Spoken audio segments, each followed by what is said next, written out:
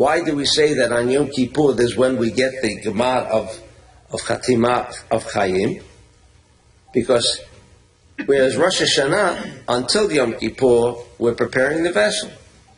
On Yom Kippur, those whose vessels are prepared can now make the connection to the interior aspect, which is the world of reality,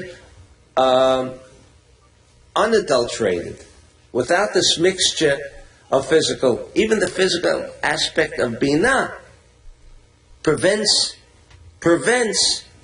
a totality of life. It's only a kind of a temporary thing. You have to eat today, you've got to eat tomorrow, and so on. But on Yom Kippur, this is what you have to be mechaven.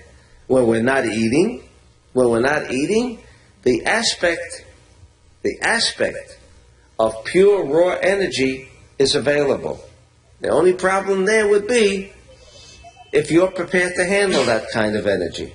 In Yom Kippur, the raw energy is flowing. Whether we observe Yom Kippur or we don't observe Yom Kippur, the cosmic effect of Yom Kippur exists.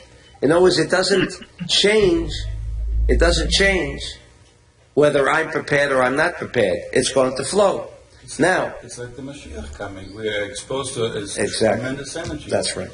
That's right. And therefore, it says, in other words, we think that Yom Kippur is something like, you fast, do all the right things, right? That's what you have to do on Yom Kippur.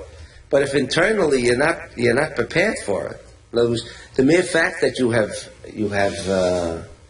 you're fasting today, but if internally you're not prepared for this kind of energy, we can understand Yom Kippur as if a person is fasting. I'm not encouraging those people who feel that maybe they haven't cleansed themselves enough to eat on Yom Kippur and drink on Yom Kippur. That is not my conclusion. I'm just saying that it's an opposite perspective of religion. Religion says you got to fast and so on and so forth. Here we're saying, according to the Ari, maybe it's not the best thing for him. Let's say he didn't cleanse himself internally until Yom Kippur. Now, Yom Kippur, he's not eating, he's doing all the things, but he himself is not prepared. Throughout the year, as he said, throughout the year there is a safety valve through Ze'er Ampin. In other words, from the one point of view, in other words, Ze'er Ampin, which is chesed, which is like the right pole of the electric bulb. The electricity lights flows into the bulb and lights the bulb through the right column, which we call the column of chesed, which is the column of Ze'er Ampin. That energy is already diluted. It's not direct. It's been insulated and it's been reduced to whatever extent.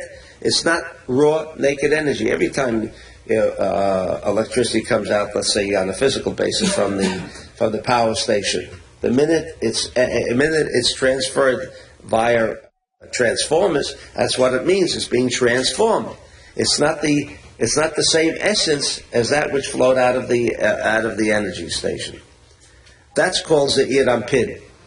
In relation to any time that you get a diminution, you get a step down of energy. Then you have the protection. On the one hand, you have the protection because if you're connected directly with energy, you can become burnt. Whereas if it comes out through a transformer, it's not as powerful. That's the purpose of a transformer. It doesn't burn up. But at the same time, what's happening? You're not getting the full impact of the energy. So there's a plus and a minus. There's always a price that you pay for protection, right?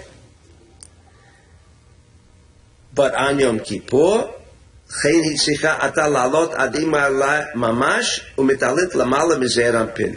but on Yom Kippur, this is what we've already learned, that Malchut, meaning ourselves, are restored to the position of creation.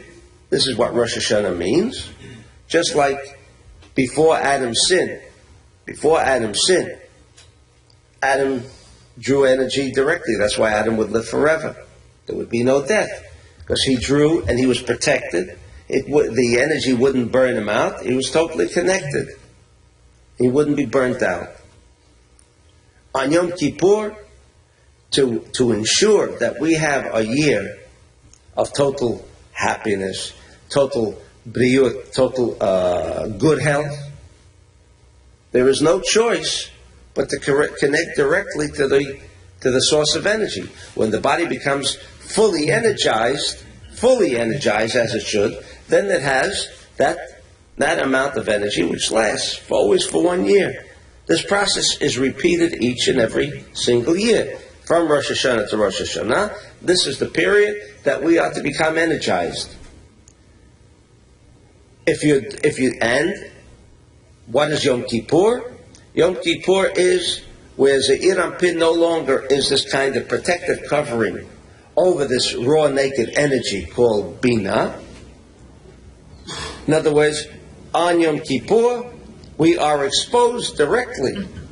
We are exposed directly to this energy, and we have to be exposed directly to this energy, because if we weren't, we would not have the opportunity for a full year of life, a full year of good health, and everything else that would be necessary. We must, because we must be restored to the level of Adam Arishon, where there would be no defilement, no step down of that energy.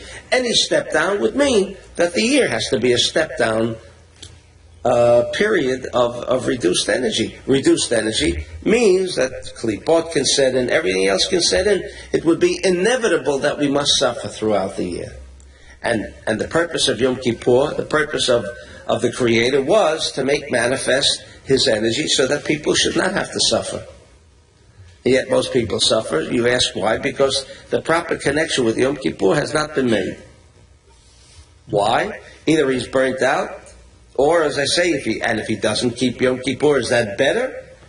If he doesn't keep Yom Kippur, meaning he hasn't cleansed his body sufficiently, Yom Kippur is here whether we observe Yom Kippur or we don't observe Yom Kippur. This is what Yom Kippur means. It means the revelation of Biná on that day, whether you're prepared for it or whether you're not prepared for it. It'll come in. It'll come in, because that is the purpose of Yom Kippur.